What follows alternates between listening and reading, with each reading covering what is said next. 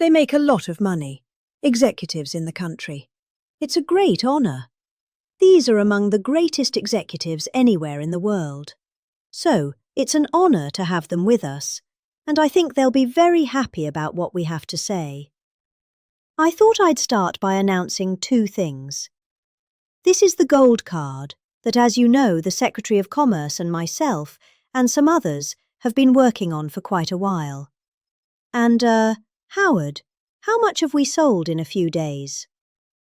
1,300,000,000 worth in a matter of a couple of days. That's essentially, it's the green card on steroids, and it's a pathway. And it's been an amazing thing. And as you know, millions of people pour into our country from the border. And not anymore. They don't know.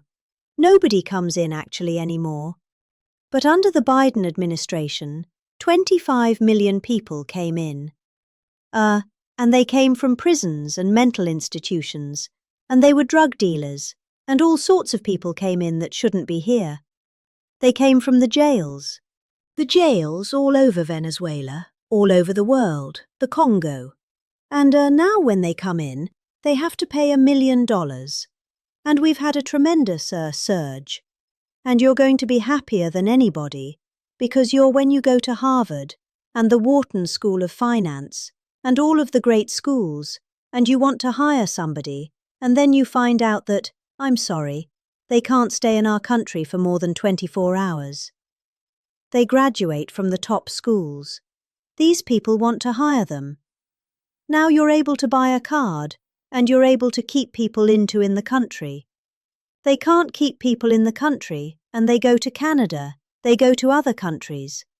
A lot of times they go to Canada, even though they work for the companies behind me. So now you're able to buy, the companies are able to buy the card and use it for people coming into our country so they can stay in our country instead of being immediately shipped out after graduating. They graduate number 1 in their class at the best school, and they want to go to work for Johnson & Johnson. As an example, who's not here today, who will be here next week? They're well represented here, but they want to go to work for one of the great companies behind me. And, you learn they can't do that because, they're shipped out of the country. They're not shipped out anymore. So, your company will pay a little bit, but that's okay. You'll be able to get them. So I just wanted to... It's called the gold card, the Trump gold card. Quite a beautiful thing. And you've taken in just a few days, you've taken in over $1.5 billion that goes all toward reducing debt, goes into the Treasury of the United States. And I thought I'd do this before we start on Most Favorite Nations. I want to read this because I would have said it the other night, but I was not allowed too much time. Actually, you had a couple of brand new shows opening, and I understand that.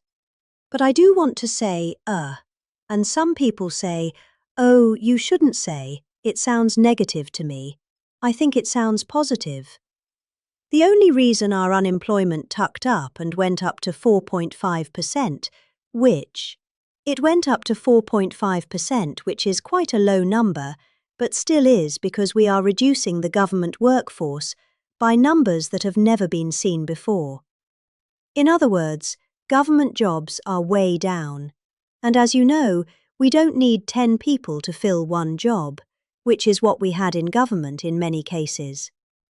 So the government workforce, by numbers that have never been seen before, has been reduced very substantially, and it will continue to be reduced.